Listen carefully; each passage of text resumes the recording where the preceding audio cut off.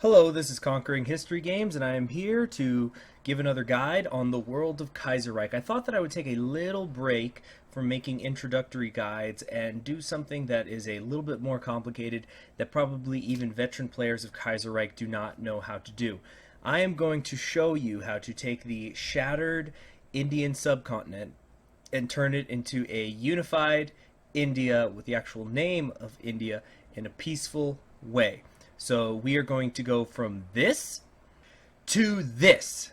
It's a very complicated and somewhat long process, but just stick with me and I'll walk you right through it. As I already said, this process for creating India in a relatively peaceful way is going to be very complicated, and it doesn't really fit in any of the three nations as far as guides go, because as you're going to see, I'm going to be tagging between all three of them over the course of this guide to show how it's done. So I'm starting as the Dominion of India, because if you formally create India as a peaceful nation, this is the focus tree that you are going to hold on to after that happens. So you're going to start as the Dominion of India. Now let's fast forward to the first event of many that matters, step one. Okay, step one is the 1936 Dominion elections. You will get a decision before this, first regarding Afghanistan, that doesn't matter. You'll also get one determining who your leader is. You could continue to have Edward the Eighth as your leader, or you can get the Maharaj. It doesn't actually matter, though. This is the election that matters.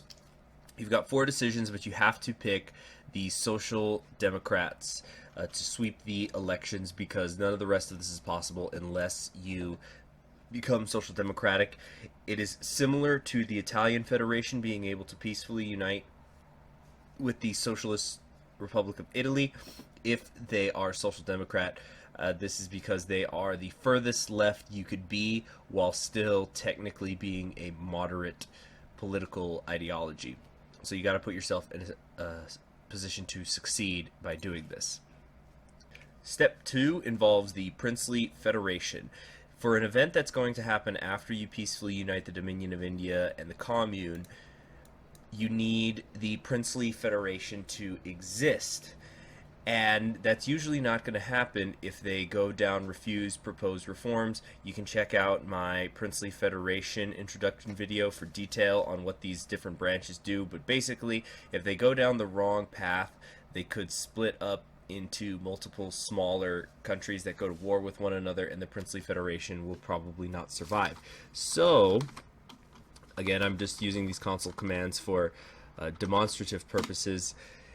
You are going to want them to agree to the proposed reforms, because there's no way, if they go down the right side of this branch, that they will split up into several areas. So there's about a 50-50 chance that they'll do that. Step three is the Bharatiya Commune must have Ghandi as its leader. There are three different ways that it could go. Like most syndicalist countries, it could become radical socialist, syndicalist, or totalist, but the radical socialists need to become the ruling party, so I'm just going to select all of the radical socialist policies so that the radical socialists will win by a landslide, and Gandhi will absolutely become the leader of India.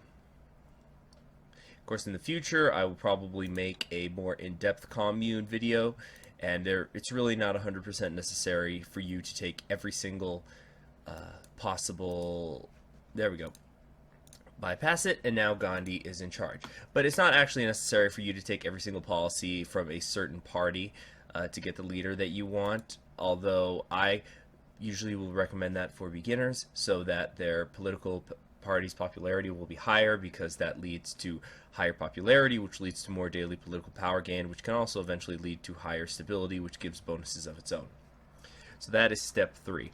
Step four is continuing down this political branch of their focus tree and selecting between these two options to approach the enemy in peace instead of creating the home guard. After you do this, then the Dominion of India is going to get an event pop up. Step 5, the Dominion of India must agree to attend the talks, although this event text is a little bit strange, but it's basically saying that the British government is okay, the British government in exile, that is okay with the talks happening as long as the syndicalists do not take power in India.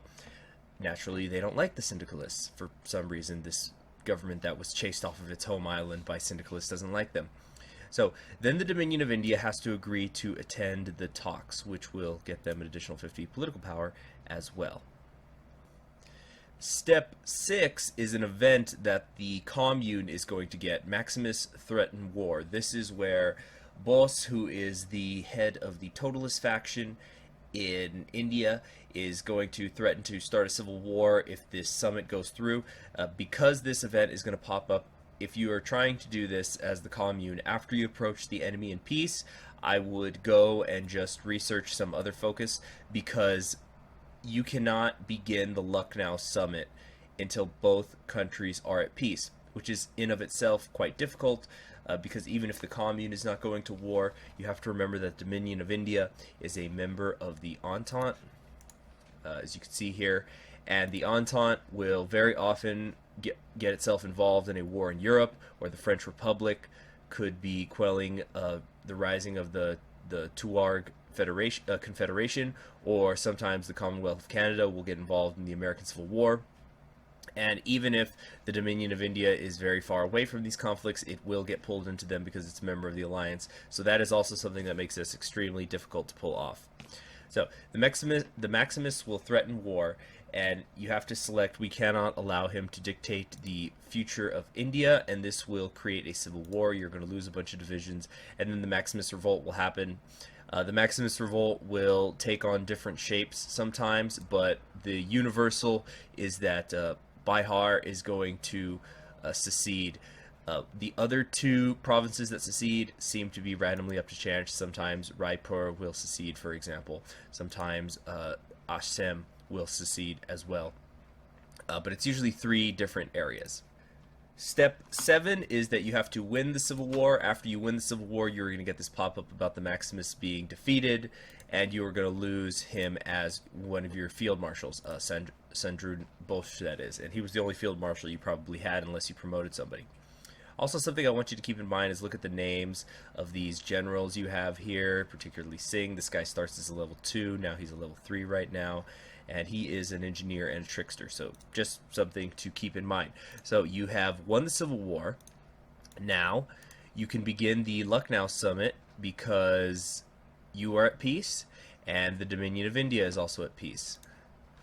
So just go ahead and start that now. After you complete the Lucknow Summit focus, you are going to get a pop-up called the Final Plan. The Dominion of India is also going to get an identical pop-up, and it just explains the details of the compromise that would be needed to form India. The Dominion of India would have to leave the Entente and sever all ties to the British. The Commune would be allowed into the government as well as the territory. However, there would not be any syndicalists allowed to run for public office, but Ghandi would be the leader of the country, at least at first, until there could be some snap elections. You have to agree to the offer, and incidentally, if you walk away, you will lose the 100 political power you'd have gotten by accepting being a part of this summit. So you have to accept the offer. The Dominion of India is also going to get that same pop-up. Then you will get the pop-up if you both have agreed to it. Success at the summit. As you can see, the Dominion has already become India, technically. Then you just go Jai Hind. You get the game over screen. If you are the Commune, you won't get that if you are the Dominion of India. Well, I mean, you won't get the pop-up with Ghandi. And then, as you can see here, then Ghandi is now the leader of India. And if you look at the focus tree, you will have whatever focuses were already researched as the Dominion of India. And the rest of the focus tree will there. Now, something that's unfortunate, okay, as you can see in this playthrough, the Dominion of India went down the ISAC benefit tree. All of these bonuses are going to go away if you go down the India route. Except, well, like, let's just let some time pass here. And let's see. So you get the path for peace for India. Unexpected, to say the least. At the end of the video, I'll go over the odds that were needed for the AI to do this. So you will leave the council, but you do get to keep your extra research slot. However, if you try to go down this path after India has been unified, you are not going to get the computing technology bonus or the electronics bonus, anything like that. So that is actually not the end of the event tree. There is a couple other things that can happen. A little bit after India has been peacefully fused together, there is going to be a referendum on this platform, and there are 3 parties that can run for the election. So I've run through this over and over again, and no matter what I do, it seems before India is united, after it is united, the Unionist Party is always going to win, perhaps just because there's a 50% chance. But I've also gone through the source code of India, and it doesn't really seem to matter because the following events will happen no matter what. So let's see who wins this. It's going to takes a few days to pop up.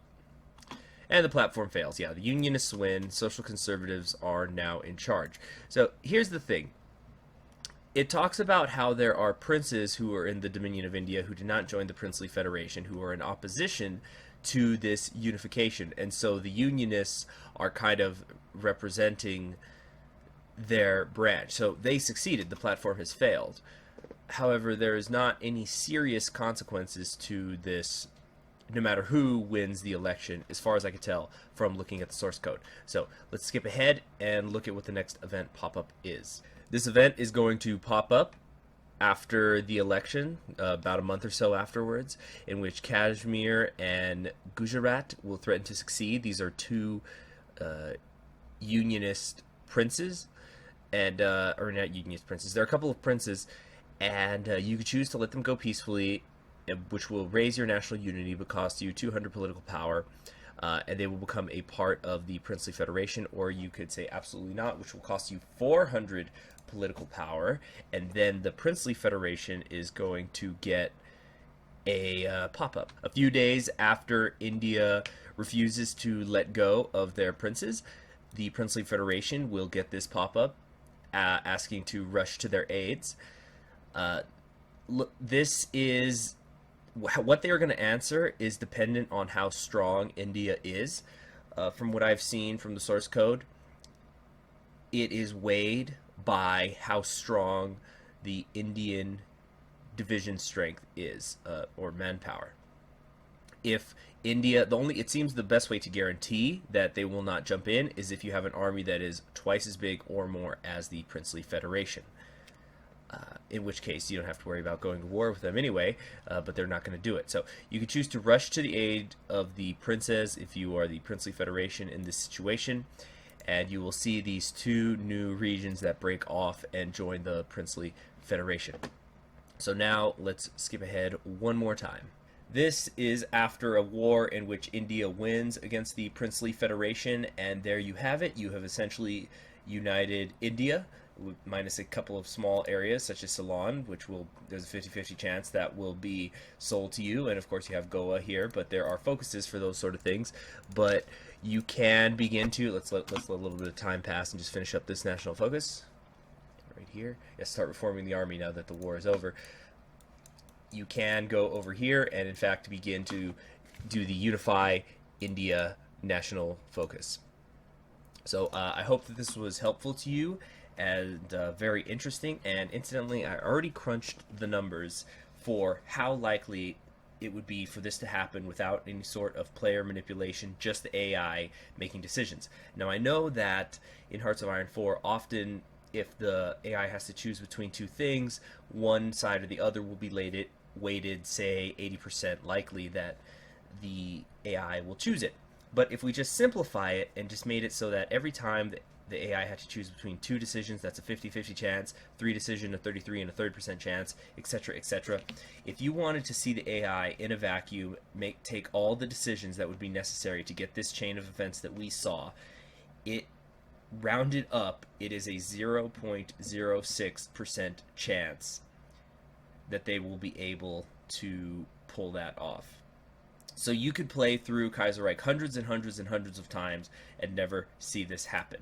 But it is, in fact, possible. So I just thought you guys would enjoy being able to see how it could happen. So if this was helpful for you and you liked it, please let me know. Hit subscribe to my channel so you can always get more Kaiserreich event guides and nation guides. And if you really enjoy the work that I do encourage you to go to my Patreon, patreon.com/conqueringhistory, and become a Patreon. It helps the channel grow. It helps me make more content, better quality content, and I also allow you guys to vote on the next content that is going to be coming up on my channel as a result of being a Patreon. So thank you for your time, and I hope you enjoyed this peek into the wonderful world of Kaiserreich, and have a wonderful day.